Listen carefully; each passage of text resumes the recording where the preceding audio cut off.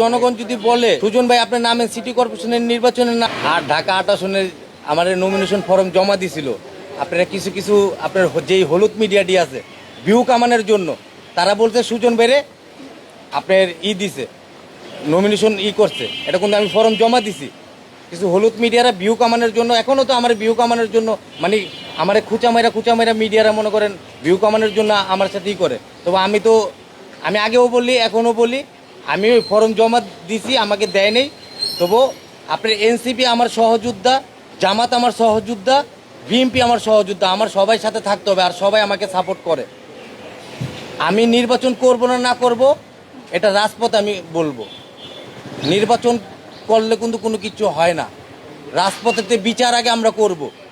বিচার কইরা এই খুনি হাসিনাকে বিচার কইরা পরে নির্বাচন করবো না করবো এটা জনগণ রায় দিবে। যদি জনগণ যদি আমাকে যোগ্য মনে হয়, যদি জনগণ যদি বলে সুজন ভাই আপনার নামেন সিটি কর্পোরেশনের নির্বাচনের নামেন, তাহলে আমার যদি জনগণ যদি যোগ্য মনে করে তাহলে আমি নামবো। আর যদি জনগণ বলে না সুজনের যোগ্য না, তাহলে আমি নামবো না।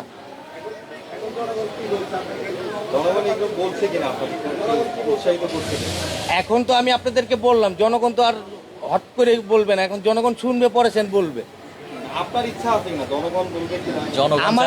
আমার এখন ইচ্ছা আছে বাংলাদেশে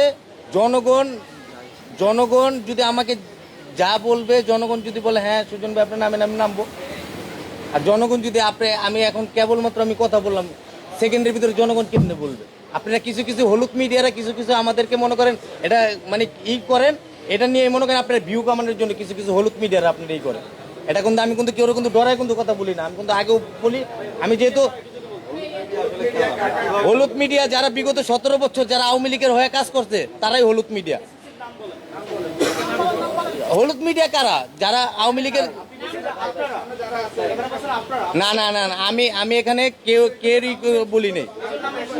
যারা ভিউ কামানোর জন্য তারাই হলুদ মিডিয়া। যারা না না না ভাই কিছু কিছু হলুদ মিডিয়ারা আমাদেরকে মনে করেন মন্তব্য করে বলে সুজন ভাই আপনি কোটি কোটি টাকার মালিক হয়ে গেছেন গা।